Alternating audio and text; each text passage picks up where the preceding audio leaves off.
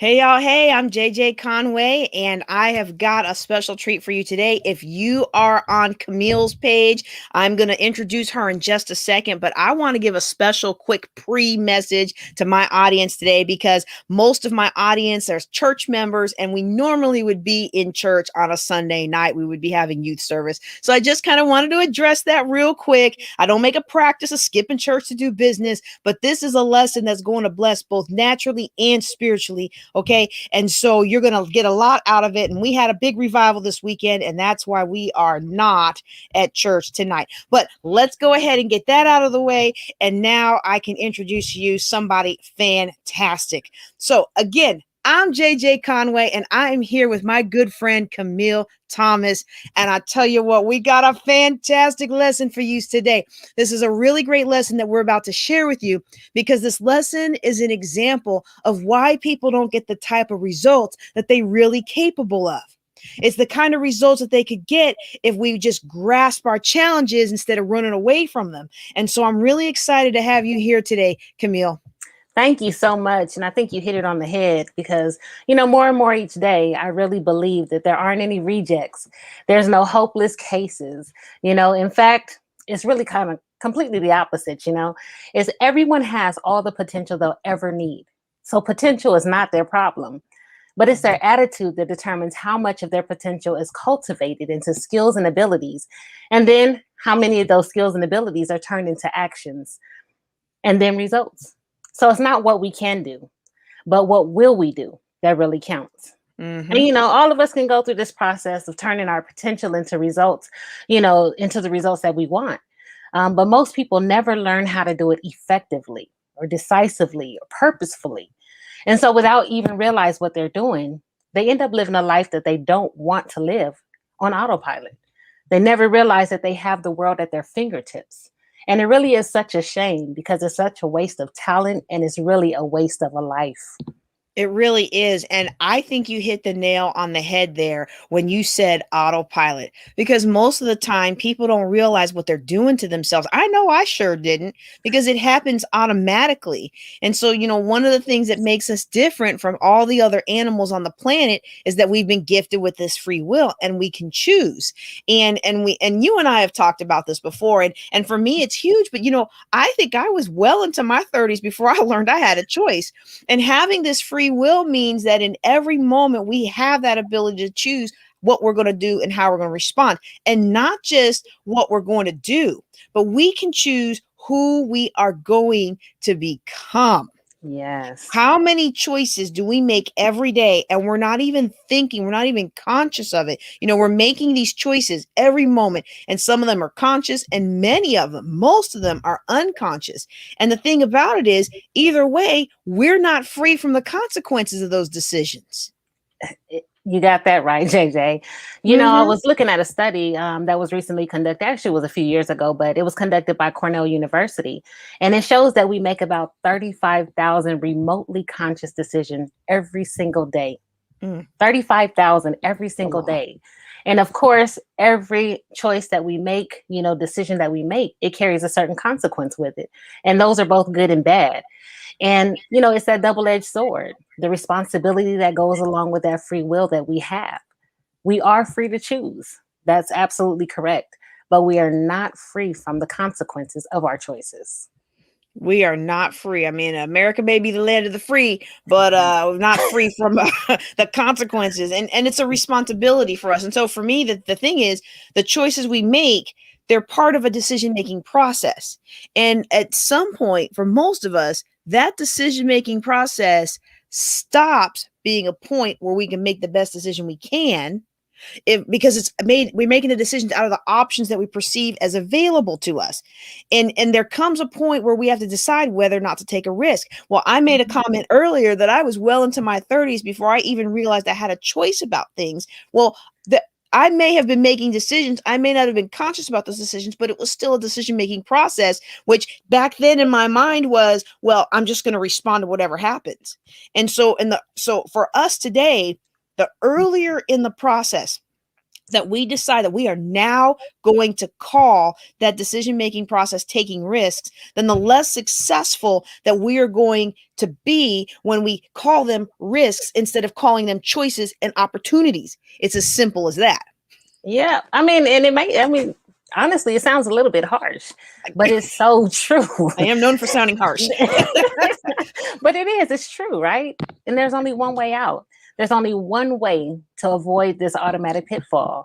And that's what we're going to look at in this lesson. How do you take that risk? How do you turn it on its head? And how do you use it to live a full life? How can you learn to be that conscious, that co-creator of your experiences? How can you stay in the thrill of living in the moment on the edge of your emerging future? I did a thing a while ago and it was emerging was the word, emerging. How can I live on the edge of that? Not dwelling in the fears of my past mistakes and misjudgments, none of those things, not letting them be projected onto my future, not being fearful of the future and blaming the evil others. How can I do that? But I really love this lesson. I really do. And if you're listening to this, I think you're going to love it too. It's really going to be a game changer for some of you because it's going to bring clarity in your life. It's going to bring clarity to your situations. And I know I needed that, as I was going through a little while ago, a few years ago. But I know that some of you are going to want to dig deeper into this. And we're going to show you a way for you to do that at the end. So keep listening, keep with us. And JJ, I'm going to turn it over to you so we can just go ahead and dig in. All right, let's do that. As I'm thinking about this, I can hear all the voices of my childhood saying things like, be careful. You better know what you're getting yourself into. Because as soon as somebody says, I'm going to give you an opportunity, but I'm going to tell you right now, you need to shut down the voice that says better safe than sorry. And you don't want to end up like so-and-so and so-and-so chasing after their dreams. And what's another one they say sometimes, like a bird in the hand is worth two in the bush. And for us, it's like it seems like we just want to be safe and secure. And what's that other phrase about how it's our fears are like a dirty diaper. It's warm and it's comfortable and it's ours.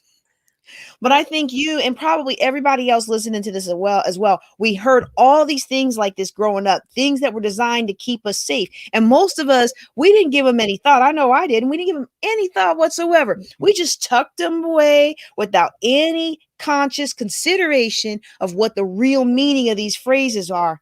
And so then we're responding. Yep, absolutely. And most of us weren't even able to give them any thought because we weren't able to think about, those things at that young of an age when we heard them. We were just toddlers and, all of those things were coming into us. We were just hearing them, accepting them, but we had no ability to accept or reject them. So, we couldn't challenge the ideas like we can as adults. Right now, I'm learning that I can challenge all of these things that keep coming up. But even if we could back then, we didn't challenge them, because we trusted the people who were telling us those things. We always heard respect your elders. They know better. Don't talk back to your elders. Just oh my goodness. You heard it, JJ, right? And not heard. And I'm gonna tell you a story real quick. The first time that my son really challenged something, and I teach this stuff, and I was still putting limitation on him. We were driving down the street, and I was preparing him to move to Texas. And I was like, well, Texas boys, football's their life. They throw the ball all the way down the field. Don't get your hopes up that you're gonna be this or that. And he's like, but Mom, who's to say that I can't catch? I have great hands. Any coach would want me on their team. And who's to say that I'm not fast? I'm very fast. Any coach would want me on their team. And he was 13, and I thought, he's at the age where he can challenge. Yes. But for many of us, these concepts were spoken to us, or at least in my case, growing up, shouted at us by people who were good meaning. They're good meaning, loving people. They had our best interest at heart most of the time. But that's what happens. And we're growing up making a decision according to it. Yeah. And it's really natural. It's the most natural thing in the world. It's a loving parent, your mom, your dad, your grandma, whoever raised you, your uncle, your favorite teacher, your coach. And they're the ones that are sharing their life wisdom with us to help us, really to protect us and to keep us from harm. So, it is very natural, and we don't second guess that. We don't question it. We don't question it. And at the same time, because it's around about 12 or 13 when that big age of reason begins to come and we're able to accept or reject thoughts. by then all of this is already poured into us, and we could really do nothing else but accept it. And I'm so thankful today that we're different. Like today we are empowered whether we realize it or not, so 15 years ago I was empowered even if I didn't realize it, right? And so, True. but before we blindly pass this wisdom on to our loved ones the way I was kind of doing in the car with my son that one day, like before we play out the rest of our life under the influence and the control of these early sound bites that become beliefs, maybe, just maybe, it would be a good idea to challenge that wisdom and to really think about whether or not it makes sense anymore, to think about whether or not it serves us today. I mean, I have been doing a lot of that, as these thoughts are coming, I'm like, where are they coming from? And why am I still holding on to them? Are they true for me today? And so, like, really, if we're going to, use these kind of beliefs that have been given to us, as shortcuts in our thinking, to the degree that they determine our decision making and behavior, which they do, we have to admit that they do. Shouldn't we stop at least for a moment and really evaluate the truth and wisdom and the effectiveness of that thinking? That will, if you just don't check it, if you don't, when they come and you don't question it, leave it unchallenged, ultimately, it'll end up being a part of our learning model to decision making. It's not our fault, you know what I'm saying? It really isn't our fault that these things were imparted into us. But now that we become aware, now that we're older, now that we know that we have the choice to, it's our responsibility to check those beliefs and then replace them with new productive ones if they're not serving us. So we have to, as they come off, we have to take pause. And we have to think about those and say, is this still serving me? Or is this something that I need to let go? Yeah, absolutely. Absolutely. And that's part of the process of really thinking about it. It's like thinking about our thinking and really considering where that wisdom came from in the first place. We got to ask ourselves, well, where did this originate? Where did it come from? From whom? Was it really their best thinking? Was it really the wisdom of that person that imparted it to us? Was it really our grandmothers, our mom and them, our father, our auntie, our uncles? Like, is it really their original thought based on their real life experience? Or what I'm discovering more and more as I begin to challenge these things, was it something that they too just kind of accepted as a way of conduct because somebody else of influence in their life shouted it at them? Absolutely. Absolutely. I thought about this at one time, and we did a show before and it was called Hand Me Down Emotions. Ooh.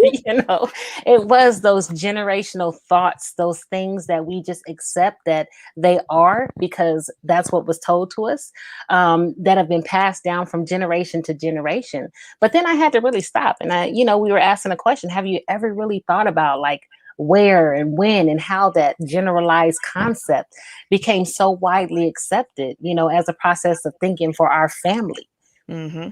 So much so that it just goes unchecked and unchallenged, as though it's been given like thought immunity. That's what we call it, thought immunity for the rest of the time, for all future generations. But when I became aware of that, I was like, not for me. The buck stops here. You know what I mean? The buck stops here. And as soon as that awareness kicked in, I had to start parenting my children different. So I didn't carry that on. But then again, most of those statements were probably passed on as a shortcut to parenting, and open dialogue on some of life's most important lessons. I remember my mom, JJ, I don't know if you had a mom like mine, but I remember my mom when she got tired and she just needed some peace. She'd be like, y'all go outside and play until the lights came on. Come back on. Not those kids that have to run, when the lights are coming on. Nuh-uh, y'all stay out there until the lights come on. Don't come back in the house. I need to get some rest, some peace and quiet. She's probably on here watching right now.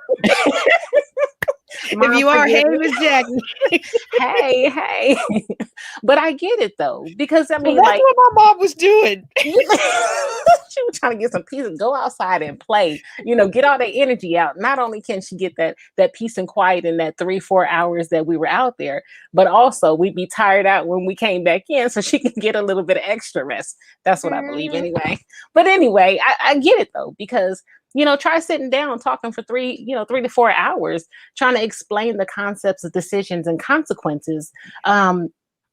That whole metaphor of better safe than sorry to like 5, 6, 7, 8, 9-year-olds. That's just so sitting true. there trying to, decide. So I get it. I get it too. And in fact, now I'm like, oh, now I know what my mom was doing. Not unlike when I finally give in and let my little one convince me to let him play video games.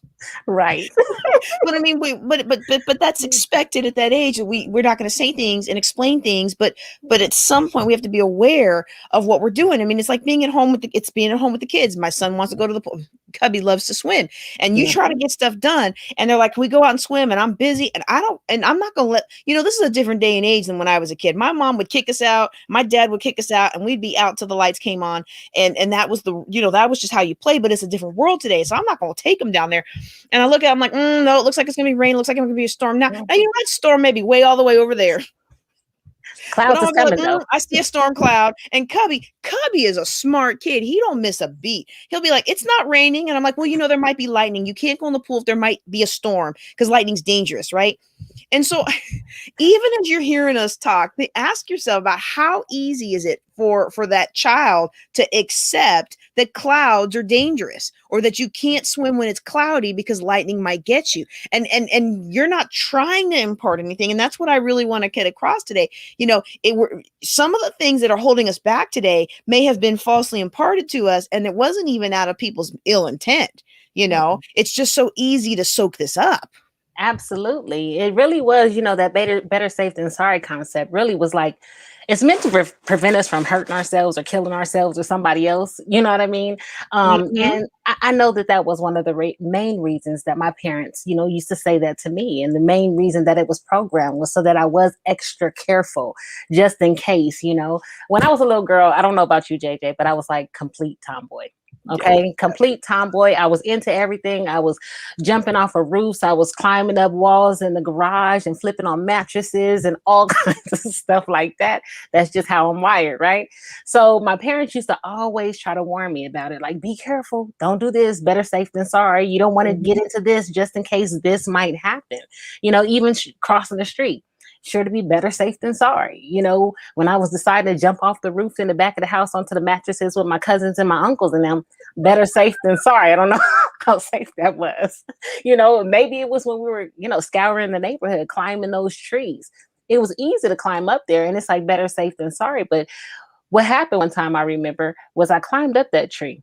It didn't seem so scary as you're going up until you turn around and you look down and you're Mhm, like, mhm, ooh, maybe my mama was onto something. Maybe better safe than sorry. mhm, that mhm. that jump down just seems so much more dangerous than that climb up. So yes, it is better to be safe than sorry in those circumstances. And I really believe that those were the times and the conditions and the circumstances when my mom or my grandmother, my aunts, uncles, my father really wanted me to operate from the learning model of it's better safe than sorry. But the problem is they never really explained to me that this strategy, the rule of thumb for decision making, had limits. It was always just Right. better safe than sorry.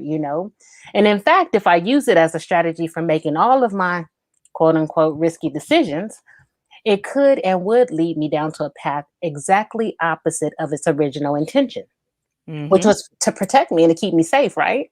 But it actually kind of hurt me. It could, mhm. hurt me, hold me back, jeopardize my future more so than any outside condition or circumstances that they wanted to protect me from. And oftentimes it really did because that whole idea of better safe than sorry really Mhm, stopped me from moving forward in a lot of areas of my life. mhm, mhm. And the key things to remember is this is not we're not playing no blame game here. It Mm, wasn't like this stuff was intended to hold us back. It was no, to keep us safe. It was to keep us it was to help us grow up yes. and become an adult and actually make it to adulthood. And so, but life happens and we never go back to loop back, we never loop back to explain these things. And for many of us, we've lived these lives under Yes. these mantras. Better safe than sorry. Bird in the hand is worth two in the bush. But what we have to know now is that we have the gift of discernment, and we have to use it. We need to use it occasionally. One of the things that I discovered in especially going through the ministries that the gift of discernment is really the gift of observation. Yes. When you have the gift of discernment, you see more and you see more before. And I think about the decisions that I made that defy logic, like logic is such as spending money on mentoring or even a class like this when I was working 3 jobs just to survive and sleeping in my car, right? But something in my spirit said do it. And that discernment pushed me where logic would have said better safe than Mhm. sorry. I didn't understand. I really do believe there's a spiritual component to discernment. I didn't really understand what I was observing, but all that subconscious information taking in combined with the spirit was pushing me to go where the logic was like, I don't know about all that. And now I can look back on it and I can say, that mentoring opened so many doors of opportunity worth thousands for me. So Yes. what was good logic in one situation or circumstance could be bad logic or risky in another. And it's like moths and electric. Like I thought it was funny when Paul gave this example. Paul Martinelli. He said, when the lights are stars millions of light years away, you can use them for navigating. You can figure out where you're at, figure out where you're going based on the stars, right? But when the lights are electric lights 10 foot away and you try to use them, you just end up spiraling into them, like you see the moths doing, right? And so logic that works in one scenario can become deadly in Yes. another. And it's really especially so when we never stop to think about challenging our beliefs. So I want to encourage everybody today to really think about where my beliefs around risk taking come from. Was that reliable? And does it still work? Absolutely. And JJ, another thing to consider is, am I using the strategy for one type of risk for all of the different types of risks? Mm-hmm, When was the last mm-hmm, time I really sat down and evaluated my performance and thought processes around the topic of risk taking? And then, evaluated all the beliefs that support and drive that process. But I can tell you like this, if you're at all like me, before I came into this new awareness, I didn't. I never took the time to really sit down and evaluate, which is a reflection. Evaluation is so, so important in moving forward. mm-hmm. But it never even occurred to me that I had a strategy for, this process to evaluate. And then therein lies one of the biggest problems we all face. And that really is that lack of awareness. And Yeah, Michael Beckwith said that choice is a function of awareness. And the awareness for me is the biggest key because I didn't know what I didn't know. And absolutely. so there's that saying that how you do everything is how you do anything, and how you do anything is how you do everything, and how we do things is part of our learning model. It's our learning model, and it's unique to us. It's unique to us, and it comes from our beliefs and our level of awareness. So even down to the basics, like how you get dressed, how you eat, how you answer the phone. I mean, we don't stop to think about these things, but just try switching up your hands and you'll become aware of how much of what you do is very much automatic and an autopilot, like driving your car. The way we walk our dog, raise our children, interact with our family, everything comes from this learning model, this programmed process. And so I'm going to encourage you today, if you don't like the results you're getting, it's time to tweezer apart that learning model and identify the beliefs that are holding that learning model together, expand our awareness of Yes. our potential to create new beliefs and a new life beyond what we have now. And then we got to identify principles within the new model that we have to master to create the life you want. And then we got to actually get to work on it. That part, we have to get to work on it. We could talk about it all we want to, but if we're not actually working on it, then what good does it do us? It doesn't change anything, right? So, but we're really teaching it, and we're sharing this with you. Sharing with you what we've come to believe and to know to be true for our lives. I know, especially for my life. I know JJ, she's a walking testimony as well. And for literally thousands of other people's lives, that the principles within the these are the principles within the learning model of achievement, that we're sharing with you here today.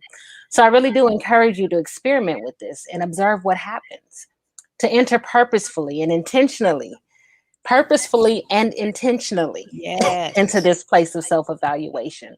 And sometimes when we do some self-evaluation, we don't always like what we see, like what's Ooh. revealed to us, but it is so necessary for the process.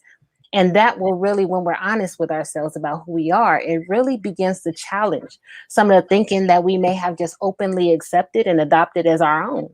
When in fact, at the time you lacked your own awareness to evaluate and fully understand the importance and the consequences of doing so. I remember, I'm gonna tell you the story real quick. I remember when I was going through a divorce and things like that. And I purposefully and intentionally took the time to really do some self-evaluation. And I talked, it was just simple beliefs, what I liked and what I didn't. that has such a profound effect on my Mhm. life that when I said, why do I like this? Why am I doing this? Yeah. Why am I accepted? Where did it come from? When I rejected all of that stuff, those beliefs, those likes, dislikes, those things that were taking up my time and my energy, I had so much more time Mhm. to Mhm. focus on me and what I really enjoyed and what I really in my, really liked in life and in my purpose and everything else.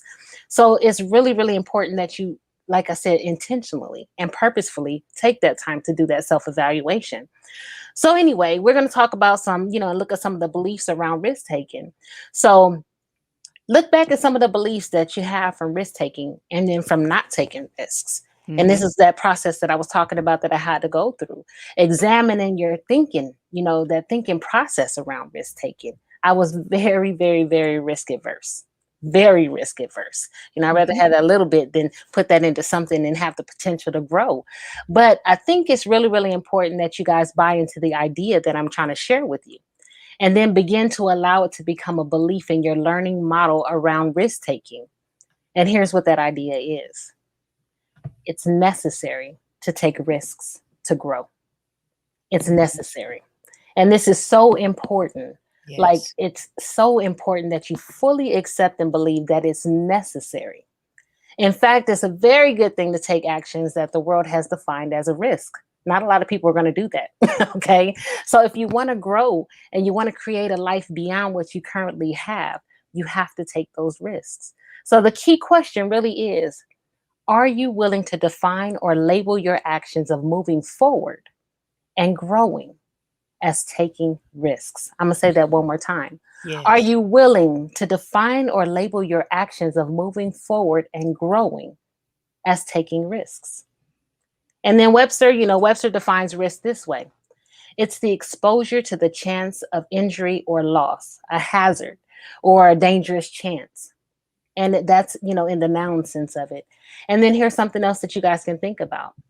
Is there really, in fact, thinking about that definition, is there really any thing, a fact, such as taking a risk? Ooh. Ooh, that's a good question. Is there anything that really is taking a A risk. risk?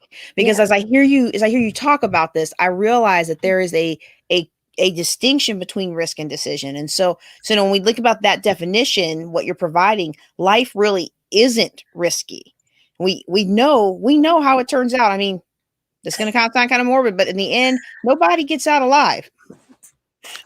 now, No. now, now, your faith may have a certain idea of what happens after you die, or translated or whatever. But none of us get out alive in this body and in this form, right? Life is exposure to the chance of injury or loss. That's walking down the street. Yes. That's going to Walmart. Now, it may be more exposure at 2 in the morning than it is at 10 in the morning. But does that mean life is a risk, or does that mean life is life? And if we put our whole life on the one-time spin of a coin, well, okay, that's going to be risky because there's a 50-50 chance, right? 50% chance it's not going to end well for you. That's a big risk. But most of our life is not a single spin, is it? It's spin after spin Yes. after spin. There's always another spin. And there's benefits to some spins and there's consequences to others, but there's always more spins. There's always more. And because there's always another spin, then whether you're going to be successful or not is going to be based on two things: the chance of winning and what you get when you win. And I like this example. Now, I am not, now y'all know me as a person of faith, and I'm not going to judge. I'm no judging, no judging anybody here, but I am not going to be I'm not a person to gamble because I like my money. I like to have my money. I like to keep it in my pocket. All right. But let's just think about this for a second. If it costs you $10 to buy a ticket and you win roughly half the time, but when you win, you only get $1 back. Well, if you keep playing spin after spin after spin, you keep entering that raffle, you keep doing that fundraiser, it's not a risk that you might lose everything. It's absolutely mathematically certain, right? It's just a matter of time. You keep doing that, you're going to lose. It's going to keep getting worse and worse. You might win once, you might win twice, but overall it's going to lose.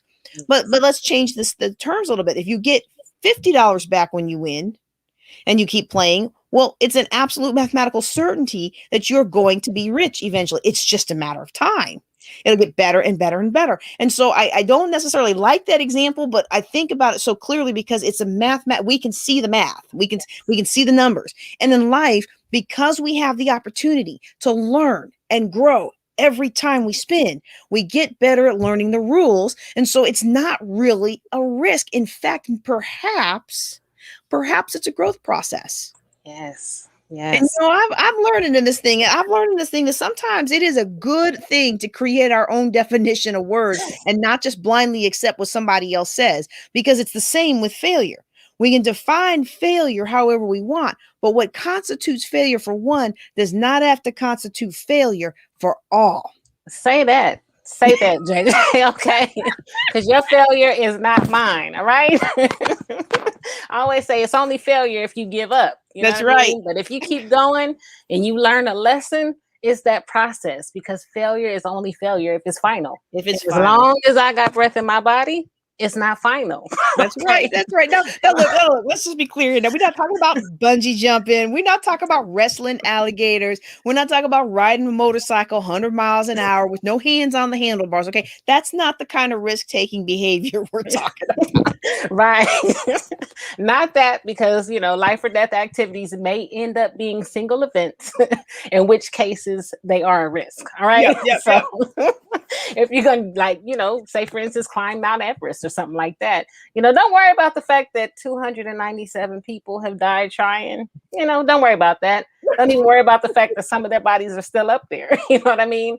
But that's risky by most people's definition. And that's a healthy definition of risk. So there is a difference. So we're talking about risk taking or behavior as it relates to moving forward in our lives, deciding to break free from that pattern of thought, that pattern of belief, and that pattern of behavior, in favor of a new, unexplored, unexperienced path, to take us to a new result in our lives. So remember, you gotta remember that most of us were taught that all risks should be treated in the same way. And we're learning here that may not be the case. Okay. So in the example before, when we were talking about the better safe than sorry strategy, it's great for behavior where we can kill ourselves, but not so great when it comes to starting a new business or stepping out of our comfort zones to accept a new challenge, stepping out on faith for that thing that we want in our lives, something that can lead to a new possibility for us. So then if risk is defined as a chance for loss, I respectfully disagree. Again, I respectfully disagree. The only possible loss is the loss that which you don't want, your current results. I don't want to be in the same place that I'm in 10 years from now. That's right. I don't want to be that. I know they said there's a saying that says until the pain of staying the same is greater than the pain of change, then you'll be right where you are. That's a loss for me. And it's a loss that I'm not willing to take anymore. That's right. So if you invest in a new business so you can have a more fulfilled life, a better life, an income for your family, you really lose nothing if you enter into that behavior with a purpose and a willingness to learn from whatever feedback you gain from the process. What are you learning? It's only failure if it's final. You always can learn something in that process. So I know I might lose money, and truth be told, JJ, I've lost a lot of money. Okay. You and me both. But, I had to think about it. And I said, yes, monetarily, I might have lost some money, but what did I gain? I gained experience. I gained knowledge. I gained connections. I gained opportunities, and we can't discount those either. That's because all of that is part of the process. It's kind of like college tuition. It's a trade of money for experience and knowledge. So trading money for experience and knowledge is really normal to me. I've been to college. I had to pay those things. I had to pay a couple classes back. When life gets a little bit hard, I might have had to pay the money, not for the experience or knowledge, but it's okay. I learned something in the process. I got a different kind of knowledge, right? So that's become a part of my life. That's become very normal to me. But no one's going to tell the entrepreneur that going to college was risky, So what's really the difference? That's Really, if you think about it, what's the difference? What's the difference? And that's the thing. That's where we're shifting our mindset, is to realize that a lot of these things that we have felt have risky, they're actually not risky. It's life. And so then we want to ask ourselves, okay, well, what is it that we want to achieve? Because that's important as well. And I think all of us here would agree that we're here to do something bigger in the world. And it's not just about having more things with this type of risk taking behavior, right? It's about serving a higher purpose. Absolutely, absolutely. I love that. It's about, like, we always hear that purpose driven life, that purpose driven behavior. Mm-hmm. It's not about the outcome, it's about that purpose driven behavior. It's about saying yes to an inspired impulse. And I have a lot of those. When people didn't understand what I was doing, they'd be like, I just have this impulse to do something different. And people will say, oh, you shouldn't, that whole, better safe than sorry thing Mm-hmm. again.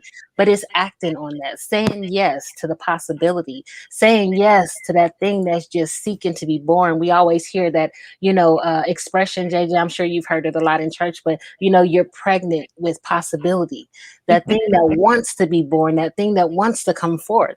Saying yes to that thing that's emerging from your soul. It's not about the outcome. It's not about the outcome. It's about saying yes to the impulse.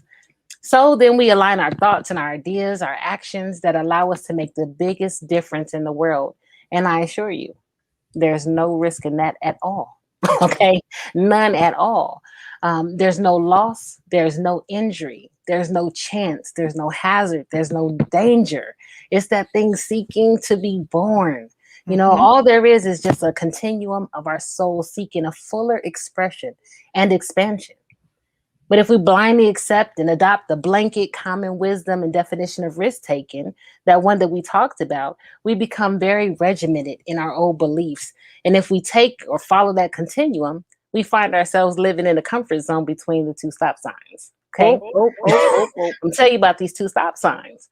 On one end, the sign is that sign that prevents us from falling backwards that we were talking about. That one that says, hey, we're trying to protect you. We're trying to make sure you don't harm yourself or others, and that's most definitely a good thing, right? We already talked about that. But then at the other end, posted at that leading edge of our highest good, which most people would define as the territory of better safe than sorry, is the other self-imposed stop sign. Self-imposed. I think that's Self-imposed. important because the comfort zone holds so many of us back. And I think we really have to question it. I think we have to ask ourselves, are we truly better off? Is that comfort zone really that comfy? Is it really free from risk? John F. Kennedy said there are costs and risks to a program of action, but they are far less than the long range risks and costs of comfortable inaction.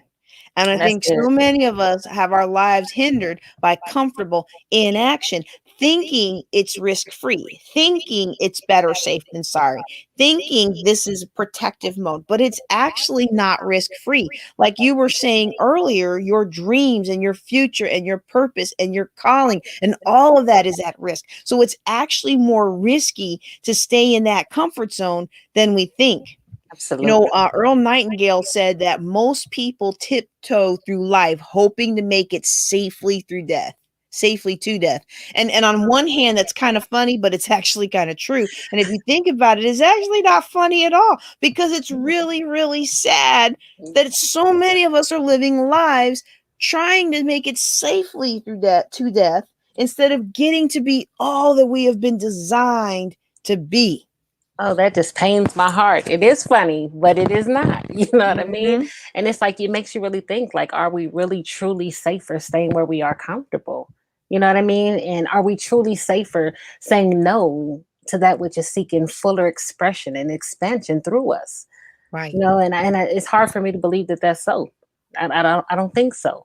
And I think Mm-mm. that very real hallucination around risk taking, that most people operate from, is that there is a lack of resources within them. And I Mhm. think this is huge, that people really believe that there's a lack of resources within them. But as we said earlier, we have everything that we need in us already. The hallucination is that they're in some way incomplete. And I'm Mhm. going to reiterate yet another time that we have everything that we need in us. Yes. And it is, in fact, impossible for us to perceive a future action as a risk until and unless We have the vision of a future of ourselves without the resources necessary to accomplish that, which is emerging from my spirit. So the moment that I say, I can't have it, it won't be. But the moment that I understand that I possess everything that I need for this vision to come to fruition, then that, when my soul says that it's coming, I know that I'm fully resourced to bring that Yes. about. So yes. Yes, and that was something I'm almost embarrassed to admit. I think I was in the ministry for a good 15 years before I came to the point of realizing that it really doesn't matter if I have it in hand, if I see how it's going to happen or not. Because, Yes. it's so key to realize that the only reason we feel like we can't is because we're seeing this vision of us not being able. But Not whether being you want to start a business or write a book or walk into, any adventure, any business venture, anything that's worth doing, you gotta bet on yourself, and you've got to trust in yourself, and you've got to trust in the one who called you and equipped you. In Yes. fact, I feel like, when we really come to this, when we really come to understand that we have been called to do a great work and we have been fully resourced and equipped to do it, even if I don't have it in hand, it's there. It'll be there when I need it.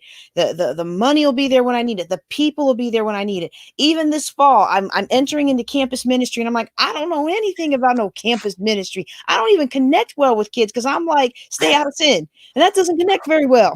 Nobody wants to hear that. Not when you just got out away from your parents' house and you off in college, right? But I go to this revival this past weekend, and there's somebody there who wrote the manual for my church on campus ministry. I had no idea. But so it's impossible for us to perceive a future action as a risk, like you said, unless we have this vision of us without the resources. But when we know that we have the resources to Yes. accomplish whatever is emerging from our spirit, then it's not risk.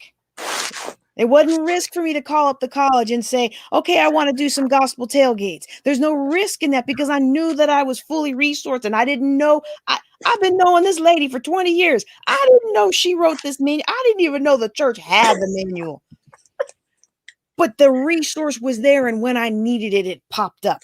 And so in this risk thinking model, this model based on a belief of our imperfection, it's a model based on us being incomplete, it's a model based on us feeling inadequate. And so then what happens is when we try mentally to go and imagine this place beyond that stop sign that you mentioned, and we see that it looks like our resources disappear, well, then we're going to think the thoughts that support that belief, and we define that as risk. Yes. Now, this is a very natural build in us. It's the job of our ego. That's the job of our protector part, right? Like the ego is what protects us, right? It's always trying to make sure we don't mess things up, right? And that ego is trying to make sure that we survive, that we continue on and on and on. Survival, it's just the way our biology is made, right? But I'm telling you today, there's really no such thing as risk in your life if you're operating from this awareness of your true perfection in Him. Yes. There's no such thing as risk if you're operating with the awareness of your true connection to God and the source of all things. Oh, let me say that again because it Say it makes my one more soul time. happy.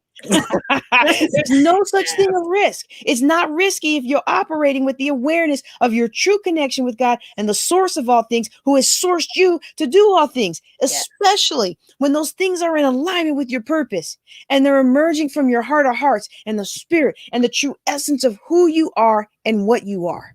Oh my goodness. See, then you could not even let me tell you something. You couldn't even have the awareness of this greater desire without having been given the capacity to co-create it. Yes. With and through you. I wouldn't have been given the idea for campus ministry. That's never been my thing. Love young people, care about young people, don't connect up until now, haven't connected well with young people. So I always gave money to support young people. But that was their thing. That wasn't my thing. It isn't given to you. It doesn't come to your awareness if you're not going to be equipped and fully resourced to accomplish all of it. The risk, like you said earlier, I like how you use this word. You said it was a hallucination. Yes. And that's really where that conflict exists. Is that conflict between this programmed, ego-centered, logical side of us, and then that spiritual part that's willing to have an expectation of amazement. Yes. To be open to having the opportunity show up, even out of left field. that willingness to hold the space Mm. in which this or something even better can emerge. And I get so excited because I remember a time where it was really hard for me. And I think it's hard for many personalities because it's at odds with our logical side, which sees all this as risk. Absolutely. And you got to remember that that logical side, it always wants to be right. And it wants to keep us right where we are. And it's almost always referencing, from our past experiences and our past results. And this amazing part is always holding that space to be present to the emerging future. And if we buy into this logical side, this is where like the rigidity in our thinking and beliefs, it just sets in. We can't see past that. We can't go past that. And then we commit ourselves to not allowing something new to emerge. We stop ourselves. We hold ourselves back. And that's just, we have to let that thing go. Because in doing that, Hmm. now we're running the greatest risk of all. Hmm. And that is not living into and from our fullness, perfection, and possibility.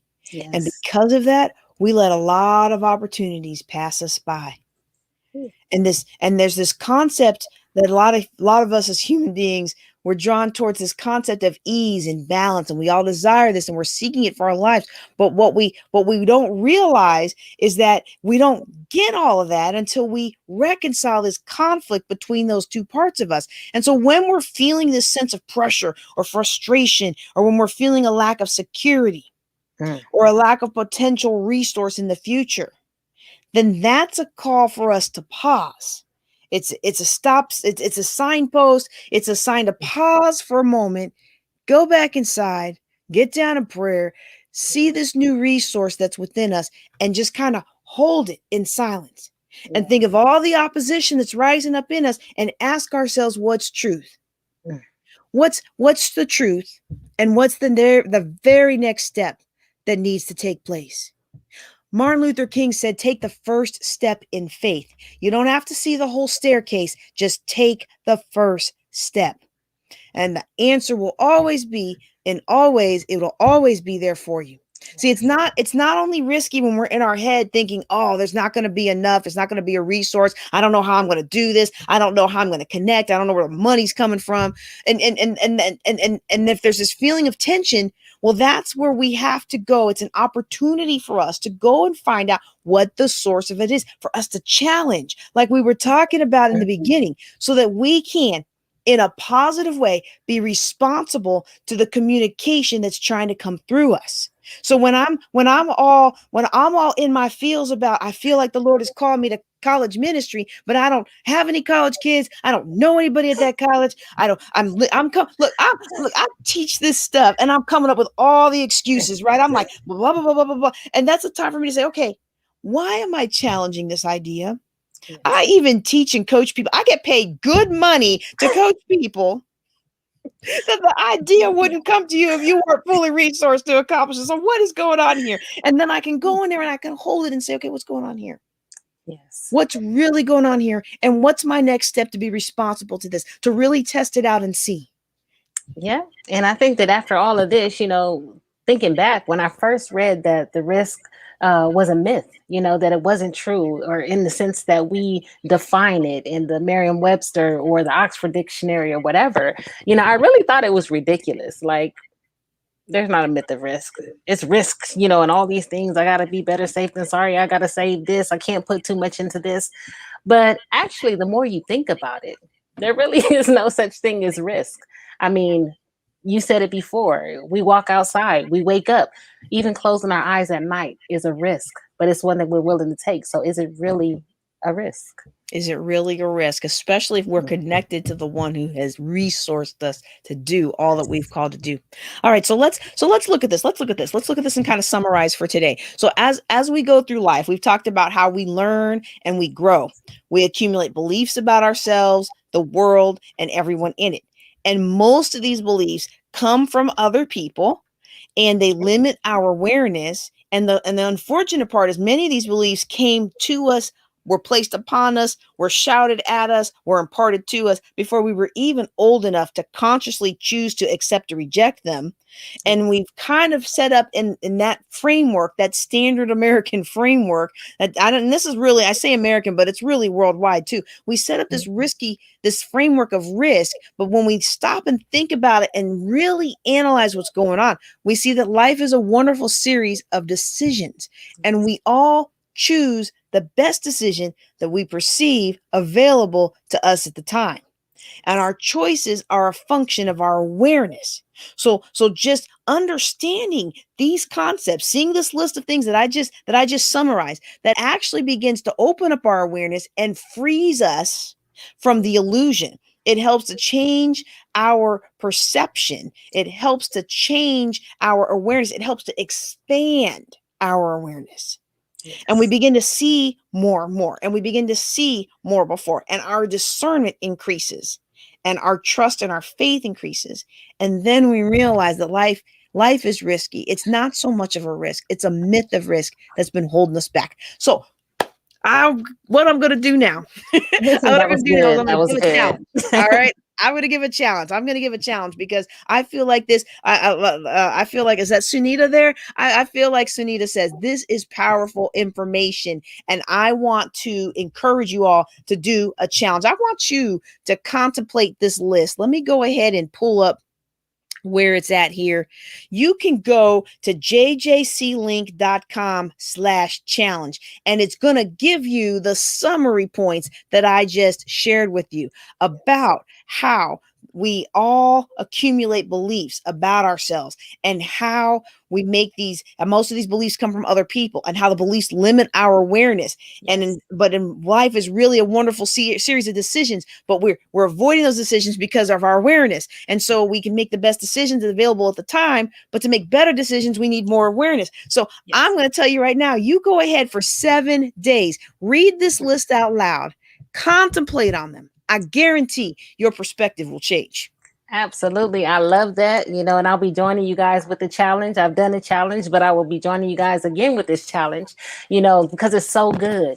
And Ramana Maharshi said, don't worry about changing the world, because the world you see doesn't even exist. It's a very convincing illusion. And we keep talking about these illusions and hallucinations. And it's not the world that needs to change, in us. It's our mind is the center of the divine operation that we hear about all the time.